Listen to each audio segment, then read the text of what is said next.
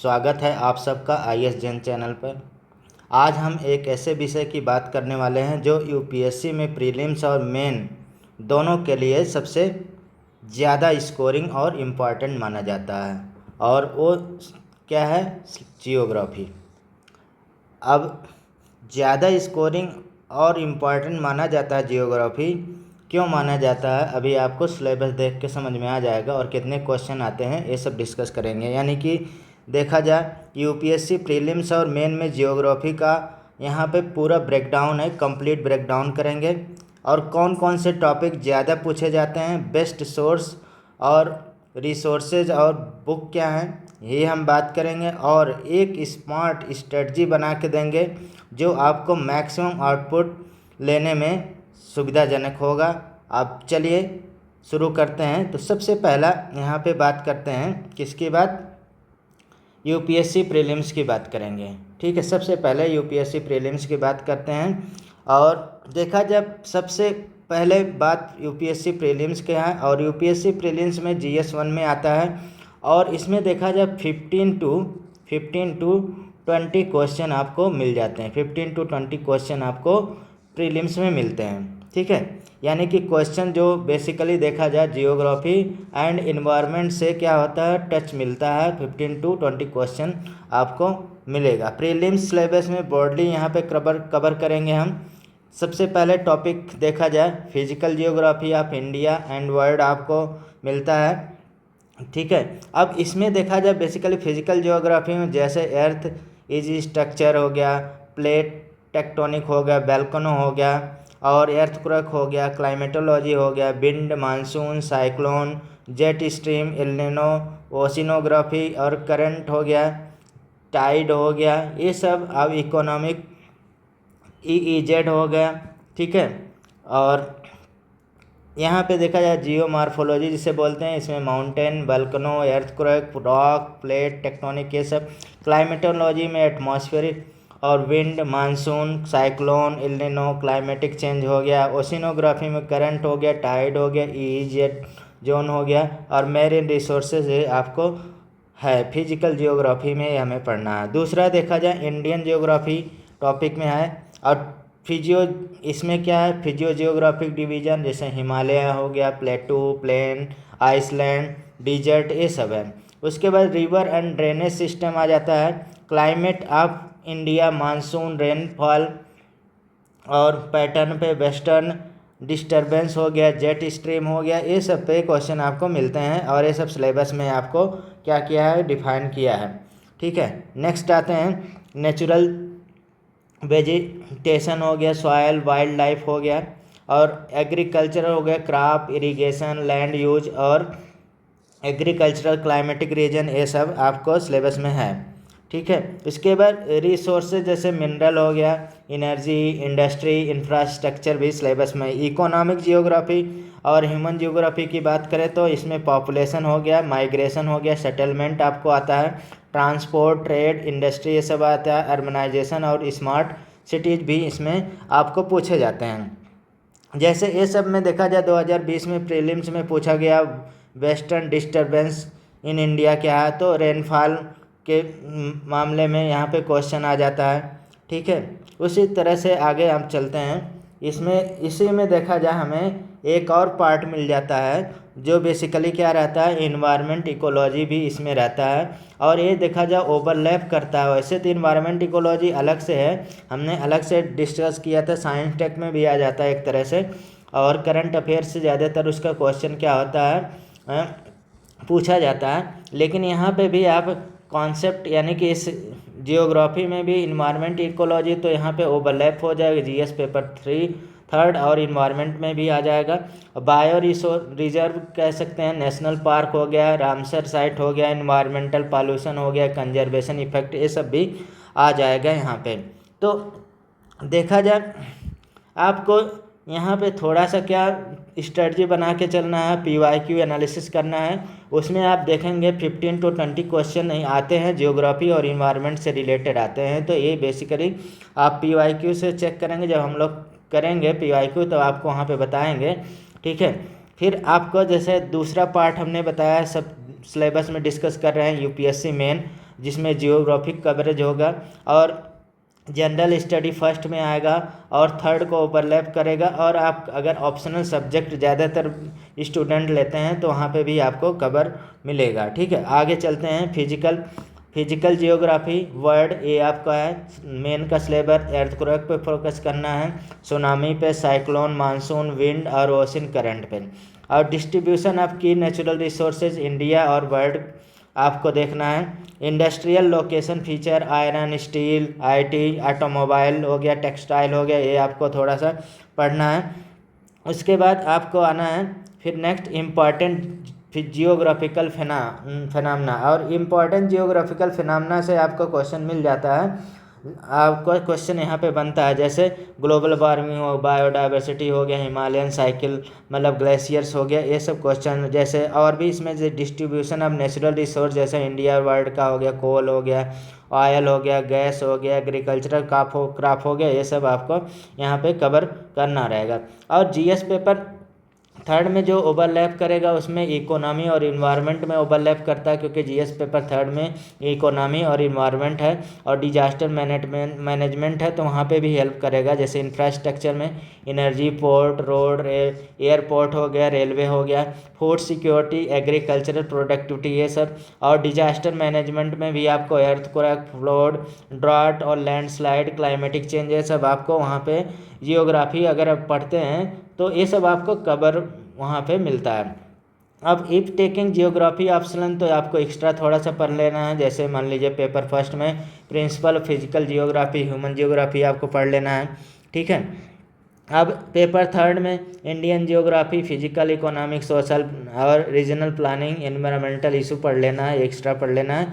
नहीं तो आप जीएस के, अगर जीएस का में केवल आपको पढ़ना है जियोग्राफी, ऊपर फोकस कर सकते हैं, इसको आप हटा सकते हैं, तो मैंने यहाँ पे रख दिया है। ठीक है, अब देखा जाए यहाँ पे नेक्स्ट पार्ट आता है कि best resources for geographic study के लिए बेस्ट रिसोर्सेज क्या है, कहाँ से हमें पढ़ना है। तो देखा जाए इसका रिसोर्सेज बहुत लंबा चौड़ा है, लेकिन यहाँ पे कोशिश किया गया है 60 में करने का।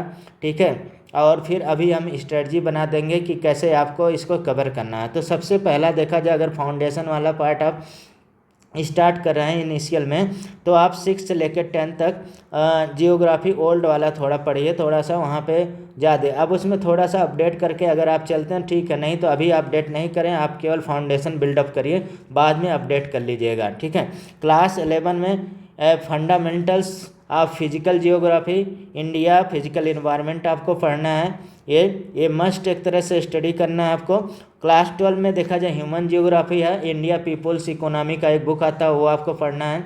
ठीक है, और उसके बाद देखा जाए स्टैंडर्ड बुक्स जो आपके मार्केट से लेते हैं, उसमें देखा जाए जैसे हमने पहले भी आपको ये बताया हुआ है, certificate physical human geography, GC Leong सभी लोग पढ़ते हैं, तो एक पतली सी बुक है, तो बहुत इंपॉर्टेंट बुक है, बहुत अच्छे से लिखा गया है, तो जीसी लियोंग का आप पढ़ सकते हैं। दूसरा ऑक्सफोर्ड एटलस या ओरिएंट ब्लैक स्वान एटलस आप ले सकते हैं मैप प्रैक्टिस के लिए। ठीक है, माजिद हुसैन सर का है इंडियन जियोग्राफी, आप ले सकते हैं। ठीक है, या अदर आप जो पढ़ते हैं, या माजिद हुसैन सर, सविंदर सिंह का फिजिकल जियोग्राफी फेमस है, तो आप वहाँ पे फिजिकल जियोग्राफी के लिए पढ़ सकते हैं। ठीक है, और रूपा मेड सैम्पल सीरीज आता है, आप कहीं से भी ले सकते हैं, कोई दिक्कत नहीं, बहुत सारा अवेलेबल है मार्केट में, क्विक रिवीजन के लिए आप यहाँ पे ले सकते हैं। वैसे advance and optional level deep understanding के लिए सविंदर सिंह लोग पढ़ते हैं क्लाइमेटिक जियोमार्फोलॉजी, ओशिनोग्राफी, और खुल्लर का पढ़ते हैं, मोटी सी बुक है इंडियन एक कंप्रहेंसिव जियोग्राफी, माजिद हुसैन का इवोल्यूशन ऑफ जियोग्राफिकल थाट है। तो ये मेंस के पर्पज़ से पढ़ते हैं। तो आप प्रीलिम्स का, अगर प्रीलिम्स और मेन का केवल GS1 और GS1 मेन और प्री का पढ़ रहे हैं तो ऊपर का आपका सफिशिएंट है। आगे चलते हैं, सप्लीमेंट्री रिसोर्सेज जो हैं, सोर्स जो हैं, जैसे गवर्नमेंट पोर्टल कुछ आपको विजिट करना है, जिसमें इकोनॉमिक सर्वे एक तरह से कह सकते हैं करंट अफेयर्स से रिलेटेड रहेगा और कंटेम्प्रेरी आपको नॉलेज इन्हेंस करेगा। थोड़ा सा आप सैटरडे संडे को कभी कभी विजिट कर लिया करिए, तो थोड़ा सा विजिबिलिटी रहता है। मतलब जैसे आपने मैगजीन या न्यूज़पेपर में पढ़ लिया, कहीं पे यूट्यूब वगैरह में देख लिया, ठीक है, लेकिन अगर आप खुद से आप जाके उस रिपोर्ट का केवल नॉलेज ले रहे हैं या कहाँ पे है, पब्लिश है, किस वेबसाइट पे, तो आपको मिनिस्ट्री का नाम याद हो जाता है। कभी कभी हमें क्वेश्चन पूछता है तो मिनिस्ट्री का नाम हमें गड़बड़ हो जाता है। तो अगर आप आई से उस साइट को विजिट करते हैं तो आप मतलब कि काफ़ी अच्छा परफॉर्मेंस कर पाएंगे। तो economic survey, agriculture, infrastructure, climatic section को आपको देखना है। ठीक है, इंडियन ईयर बुक में जब आप आएगा इंडियन ईयर बुक तो जियोग्राफी इन्वायरमेंट का पोर्शन देखा जाए। नीति आयोग का रिपोर्ट जो जारी होता है उसको आपको देख लेना है। ठीक है, वेबसाइट आपको ISRO, IMD, geological survey of India, GSI होता है, ministry of environment, ministry of earth science, इस सबसे क्वेश्चन हमेशा आता है। तो आप विजिट कर लीजिए सैटरडे संडे जब खाली रहें, तो आप ऐसे ही सर्च कर सकते हैं जैसे अदर साइट सर्च करते हैं वैसे ही सबका सर्च करिए तो आपको काफ़ी अच्छा इन्हेंस होगा। PIB की साइट आपको यानी कि स्कीम और प्रोजेक्ट थोड़ा सा देखना है। करंट अफेयर के लिए, इंटीग्रेशन के लिए द हिंदू आप पढ़ते हैं, इंडियन एक्सप्रेस पढ़ते हैं, आप उससे कर लेंगे। इन्वायरमेंट, डिजास्टर, अर्बनाइजेशन, ये सब न्यूज़ पे फोकस करना रहता है बेसिकली। उसके बाद एक मैगजीन आता है डाउन टू अर्थ मैगजीन, तो आप उसको भी पढ़ सकते हैं। Best for case study mains के लिए आपके लिए हेल्पफुल रहता है। ठीक है, तो आगे चलते हैं यहाँ पे। नेक्स्ट स्ट्रेटजी क्या है, मतलब कि कैसे हम इस सबको कवर करेंगे, इतना सब है।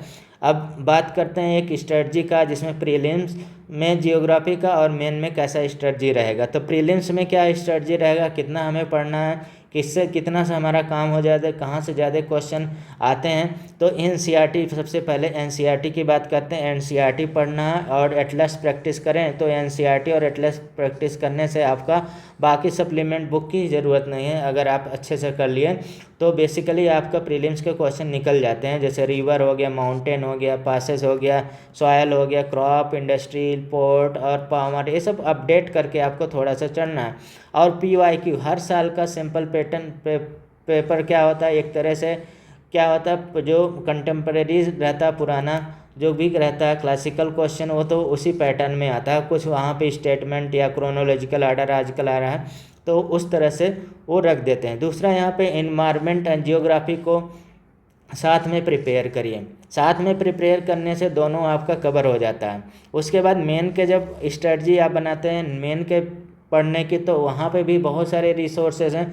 तो इसको क्या करना है, use diagram, map in answer में आंसर राइटिंग का हमने टाइम आपको बताया था कितना आंसर राइटिंग टाइम करना है। तो इसमें इंडिया एंड वर्ल्ड मैप को आपको प्रैक्टिस करना है और बेसिकली आंसर राइटिंग में इनको क्या करना है, इंक्लूड करना है, जिससे इफेक्टिव आंसर राइटिंग यहाँ पे बनता है।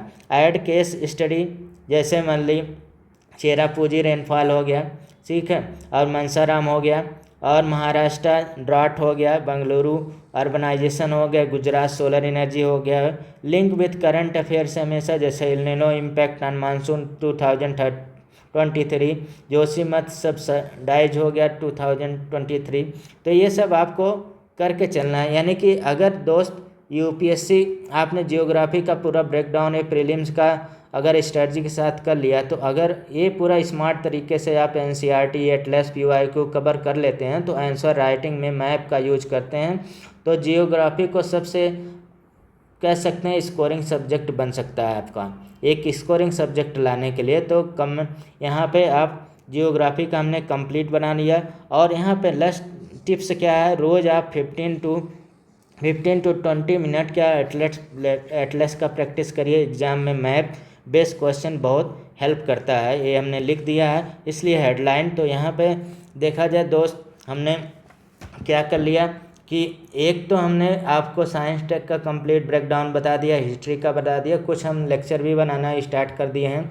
ठीक है, अब हमने जियोग्राफी का कर लिया, इसके बाद पॉलिटी का कर लेंगे, इकोनॉमी का कर लेंगे, तब हमारे पास कंप्लीट एक सिलेबस का ब्रेकडाउन हो जाएगा। तब हम स्टडी एक टॉपिक वाइज टॉपिक आपको करते हैं 1-2 जो 3 मंथ का हमारा फंडामेंटल है, वैसे ही क्वेश्चन हम लोग लेंगे, प्रैक्टिस भी करेंगे 100 या 50 क्वेश्चन जो मोस्ट इम्पॉर्टेंट रहेगा।